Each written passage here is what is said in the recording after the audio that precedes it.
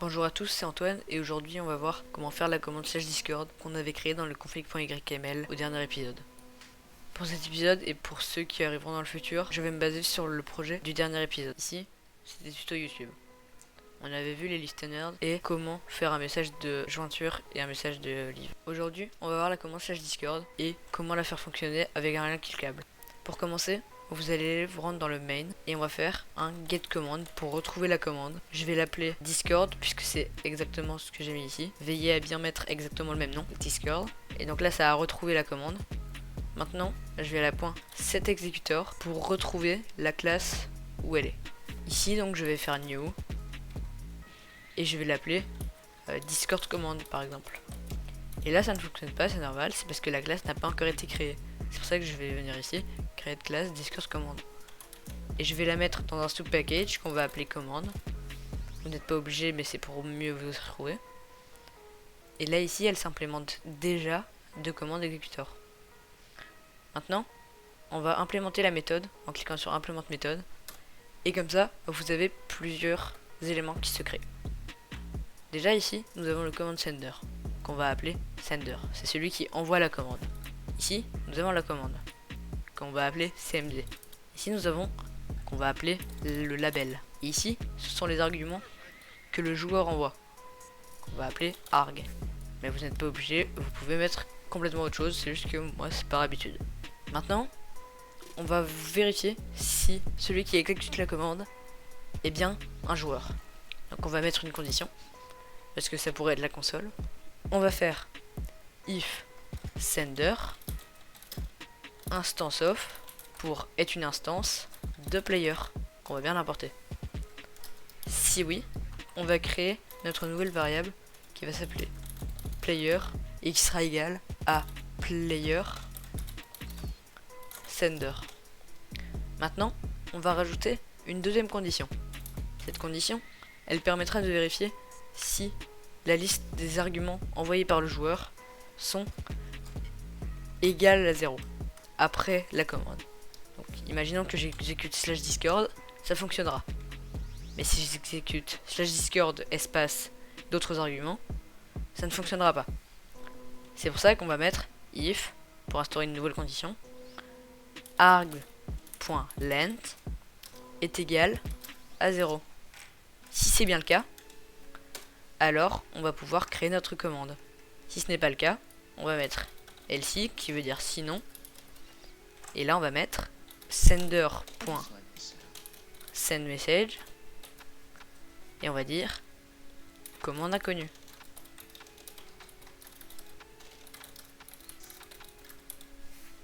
En rouge. Et si de même cette condition n'est pas respectée et que ce n'est pas une instance de player et que c'est donc la console qui l'exécute, elle ne pourra pas faire de message cliquable. C'est pour ça qu'on lui interdit.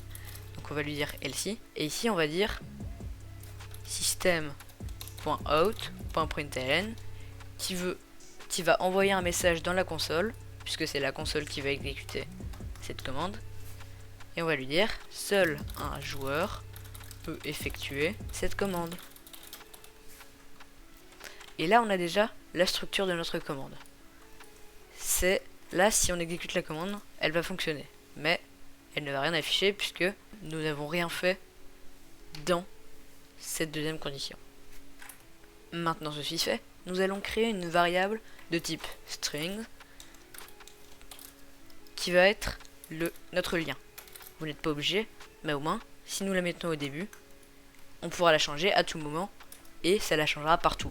Tandis que si nous écrivons à chaque fois avec des textes, nous devrons changer si le lien a changé. Je sais pas si vous me comprenez. Donc là ici le lien, je vais le récupérer, voilà. Et là, à chaque fois que j'écrirai lien quelque part, ça écrira ceci. Puisque c'est une nouvelle variable de type string qu'on a appelée lien. Et ça c'est du Java basique. Ensuite, nous allons créer une nouvelle variable de type textComponent qu'on va appeler message. Et ce sera le message qui va être envoyé aux joueurs une fois qu'ils auront exécuté la commande. Donc ici on va mettre new textComponent avec, on va dire par exemple, en bleu, voici le Discord officiel. Et là, on peut fermer. Maintenant, on va faire en sorte que un message s'affiche lorsqu'on passe notre souris sur ce fameux message. Pour ceci, on va faire msg pour ce text component là, msg.setOverEvent, ce sera new overEvent, ici ce sera overEvent.action.show text ou show item ou show achievement. Là ici dans ce cas là ce sera show text. Ensuite on va créer un nouveau component builder, puisque je rappelle que ici on n'a pas encore mis de message. Donc on va créer un nouveau component builder qu'on va dire ici, clique ici. Et ça c'est ce qui va s'afficher quand on passera notre souris dessus. Et on peut rajouter le point create parce que sinon ça ne fonctionnera pas. Et on peut fermer ce petit bout de code. Maintenant, si je clique sur le lien, il ne se passera rien. C'est seulement si je passe ma souris dessus. Pour ça, il va falloir faire un msg.setClickEvent new clickEvent.clickEvent.action.openURL ou alors openFile ou alors runCommand ou alors suggestCommand. Ça c'est ce que vous voulez en fonction de votre commande.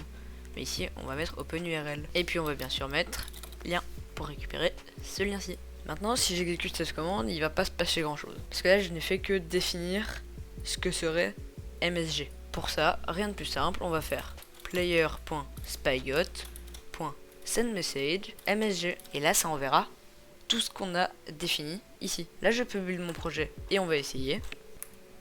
Ok, autant pour moi, la parenthèse ici, elle doit se trouver juste ici. Et là, voilà, on n'a plus d'erreur. On peut build notre projet. On attend un petit peu. Reload. Et là, si je fais slash Discord, on peut voir, voici le Discord officiel. Si je passe ma souris dessus, ça me met clique ici. Et si je clique dessus, ça m'envoie sur le Discord. Je peux même faire yes. Et voilà. Et si maintenant, j'exécute slash Discord espace des arguments, commande inconnue. Et enfin, si je l'exécute de la console, Discord, seul un joueur peut effectuer cette commande. Et si je vais encore plus loin, je vais faire slash ds, slash d, ça exécutera quand même la commande. Donc voilà un peu ce que je voulais vous montrer aujourd'hui. Et si ça vous a plu, bah n'hésitez pas à lâcher un petit pouce bleu,